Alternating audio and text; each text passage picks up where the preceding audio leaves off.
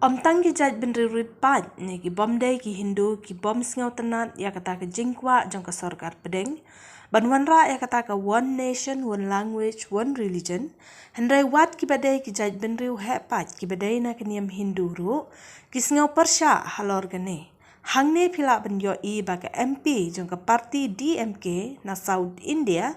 ka kran persya ya ke jingthmo ban penterai kam no ya kata ke policy ban wanra no ya ke jingya teli no kum kawei ke jaidbynriew ban ya kren kawei ke Ktien bat ban nyai ru ya kawei ke Niam.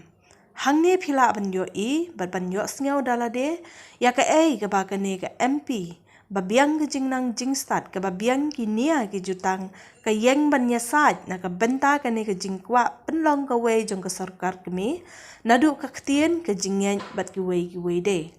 Habangi ni ki pat nong jiet ida jiet seni bha ya ki beriu ki ba kumno ban pha ya ki ban long ki nong mi khman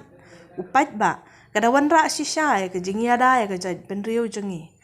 balai ke ne ka MP kam menjur ban pediang ya ke ne ka one nation kadau kolong namar hapo ri India hi ombaro ki bas ngau thu ya ke Ktien Hindi khamtam ki beriu ki bala nang lastan ki badai na sha South India ki da sngau thu sha ya constitution jongkeri India ka badai ka sekular ka ba kedup lut ya ki jaidbynriew hapo keri klem dapet ya ka jingyan jongki ya ka jaj jongki bat ki wei de kolong ka ba don kam yang ngiru hangne shakhman ban pha ya ki nong mi khman da ki bala ban yakren na ka benta ka jaidbynriew rit pa jongi ka ban kata ya ka jingyan bat ki rukam im jongi pila ban sngap hi ya ka ke ba ka ne ka nong mi khman ka yeng ban ya saj na ka benta ban ya dai ki beriu jongka bat ya kito ki ba yeng na ka benta ka secularism hapo kari India tongin duai bangin nang benjiet ya ki nong mi khman ki ban yeng ki ban ya da hok ya kari bat ka jaidbynriew jongi.